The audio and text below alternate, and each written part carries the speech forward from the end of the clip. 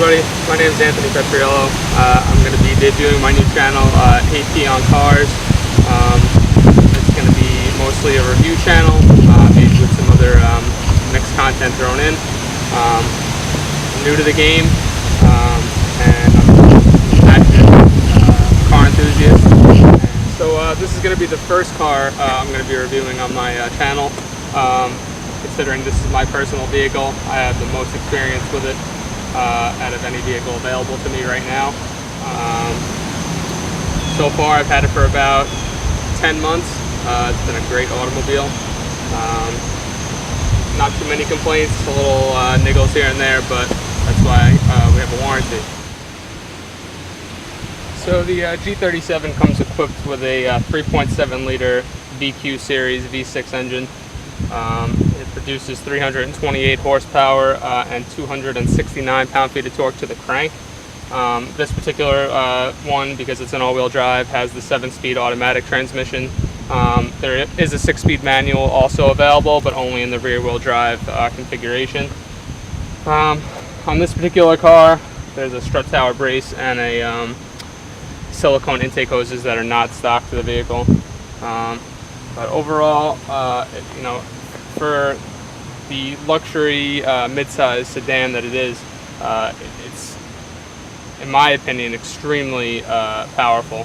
Obviously not on the same level as something like a BMW M3 or something like that, but in a straight line, this car can hang with a lot of respectable sports cars, lower-end muscle cars, and even some higher-end German performance cars. And you also get the reliability of having, a Japanese engine that's proven. Also found in the 370Z, and it's just a great engine with a great engine note, which I'll show you now.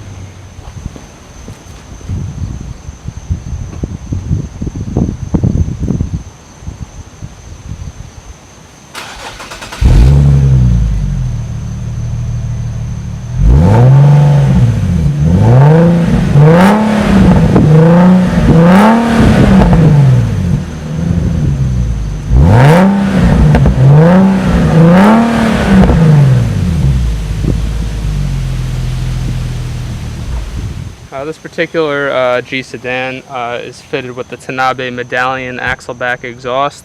It also has a set of vibrant 12-inch resonators, which are a little bit shorter than the stock resonator. It's a good amount louder than what stock is going to be. If you're buying this car with a stock exhaust, you can expect a similar sound. It's just going to be much more muffled, much more absent in the interior. So as far as trunk space is concerned, the G37 sedan has 13.5 cubic feet of cargo space.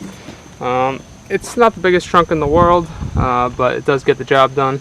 This particular one has the optional carpeted cargo mat, which makes it a little bit more luxurious in the back. So the interior is where I really feel the G37 sedan excels.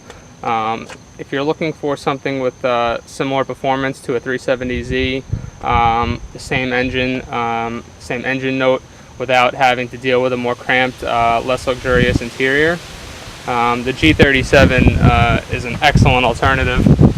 As you can see, I'm about 5'11". I have plenty of leg room in the front. The back is similar. This particular sedan is fitted with the paddle shifters. Didn't come with these from the factory. They were available on the sport models with the automatic transmission, but they're easily added. All you have to do is replace these steering column plastics, and they actually plug right into a factory harness that's already in pretty much every G37. So this particular G is the post facelift model. They were updated in 2010 to these more white and blue, a little bit more modern looking gauges. Still has that old style center screen, which gives you some options. We got the outside temperature, some settings, your instant miles per gallon, average miles per gallon, time, and another trip odometer, and your range. It's kind of an older design screen, but it does get the job done. When you shift the car into manual mode, it gives you your gear readout, right on the screen there, which is nice. In the center stack, you have your automatic shifter. It does have shiftability. Forward is up, backwards is down, which isn't ideal, but that's why I have these paddle shifters installed. This particular car has the wood accent package. It's like a maple grain wood. It's throughout the center stack, on the doors, along the dashboard, and as well as on the back doors. This car does come equipped with dual zone automatic climate control. You can set it and forget it just with an automatic setting, or you can adjust manually. The stereo is a Bose surround sound system, 10 speakers with a subwoofer in the back deck, which I'll show you now. So this is the rear mounted subwoofer in the back deck. You have the speakers and doors here in the back as well on each side. Subwoofers in the front doors, mids and tweeters, as well as a center output in the dashboard. This head unit, it's not the most modern head unit. It's shared with some other Nissan products, some other Infiniti products. This is the upgraded navigation unit, a little bit nicer than the standard unit that comes in the car. It has sort of an old navigation. The graphics aren't that great, but I personally don't really use it, but it's there. You also, with the navigation system, get the ability to play DVDs straight through here. You could just put a regular DVD movie in and watch it on the main screen as long as you're not driving. It also gives you your fuel economy information on the center screen. You have some maintenance reminders, some traffic info, weather if you have the Sirius XM equipped, the package with the weather and traffic with your Sirius XM subscription. Other than that, that's pretty much it. Bluetooth phone, standard things. You got your Bluetooth phone buttons here on the steering wheel, audio controls, cruise control. If you do get the G that's equipped with the adaptive cruise control, it's a little bit different setup here. You get some different buttons, and you have obviously a radar in the front of the vehicle for adaptive cruise control. All four windows are automatic up down, which is a nice feature to have. You don't always see that. Two function memory seating. Down here to the left of the steering wheel, you have your traction control off, your trunk release, and your rear sonar off, as well as a slot to stick the key if your battery's dead, as well as the hood release down underneath here. In the center, along with the shifter, you have the heated seat control knobs. They do have, I believe, 6 settings, which is nice, and it's a nice knob. For the all-wheel drive here, we have a snow mode. That's going to appropriate a 50-50 torque split, and as well as I believe it starts in second gear, just to reduce slip in snowy conditions. I've found that you really don't have to use it. The car will still figure it out. It is normally rear-wheel drive biased, so you are going to feel those rear wheels slip, and then the front wheels will engage once you start getting some of that slip.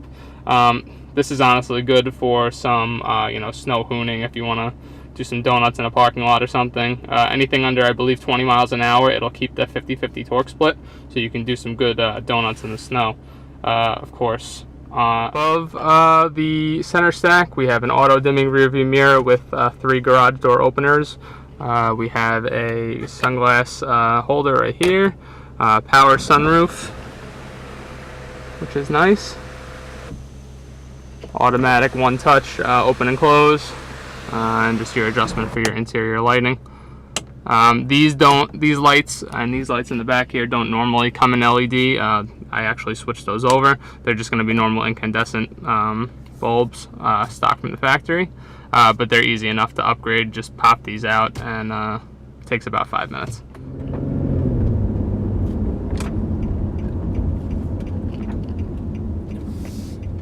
So let's take this car out on the road, so you can get an idea for how it feels in daily driving.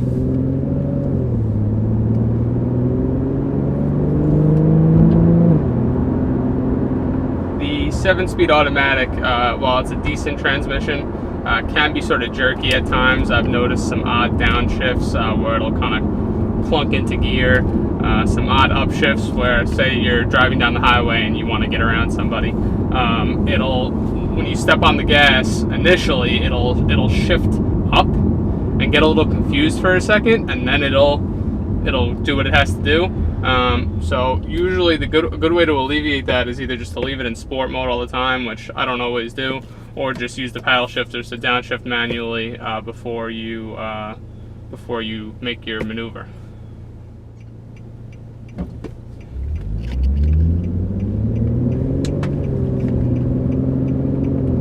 So with 328 horsepower on tap, it's pretty stout for everyday driving. I've never found I've not had enough power to do what I have to do on the road. By no means I'm a street racer.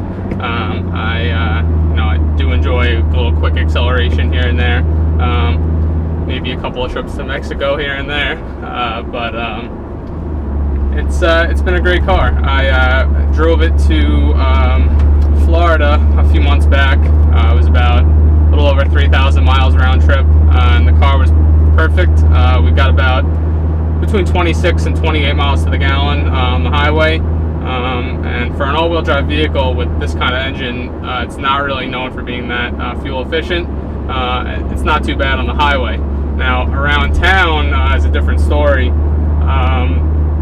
I probably average around 15 miles to the gallon, sometimes a little better, sometimes a little worse. My worst average was probably around high 12s, 12.8 to 13 miles to the gallon.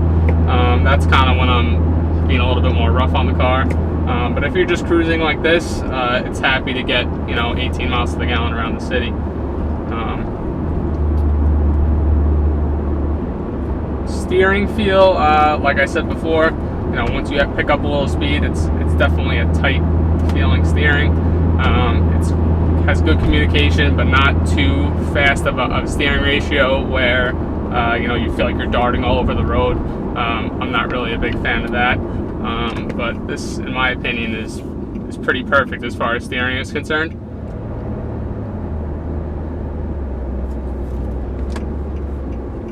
I'm gonna give these cars a second. Give me some space here so I can actually make a good pass.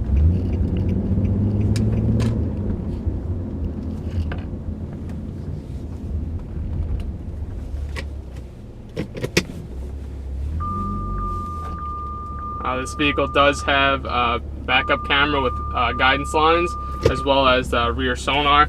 I have noticed that it actually rained last night. If the sensors are a little bit wet for the sonar, like you just heard, it'll kind of beep even though there's nothing behind me. If you go back there and just wipe them off with like a rag or something, it doesn't happen. But here we go. Get a little acceleration clip.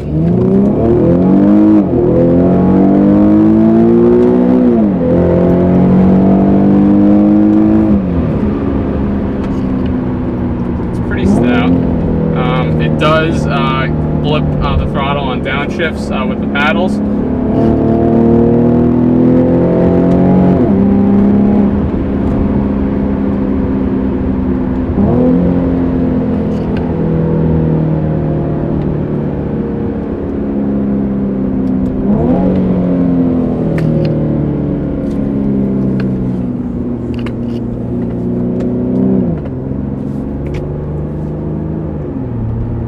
Just like that, it goes right back to being civilized. Quiets down nicely when you're not on the throttle. That's the nice thing about this exhaust setup that I have. It's not one of those ones where it's loud all the time. It only really gets loud when you step on it or if you kind of rev it up. Anything below 3,000 to 4,000 RPM, it's not really that loud, which is perfect for daily driving.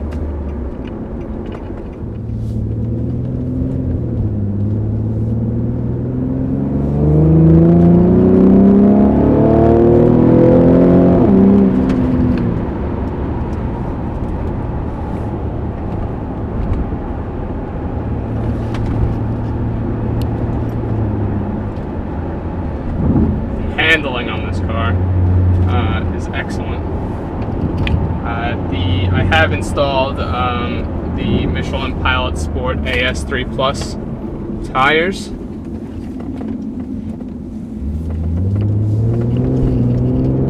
So it does really grip out well out of the corners.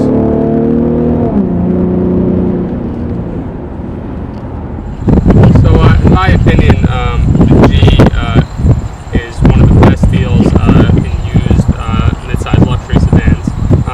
It's got the reliability of a Japanese vehicle, the power that comes with some of the higher end luxury vehicles. Like I said, 328 horsepower, and it's just a great package. And these have been known, with good care, to go well over 150,000 miles with oil changes when they're supposed to be done. So that's going to be it for today's video. My name is Anthony Petriello.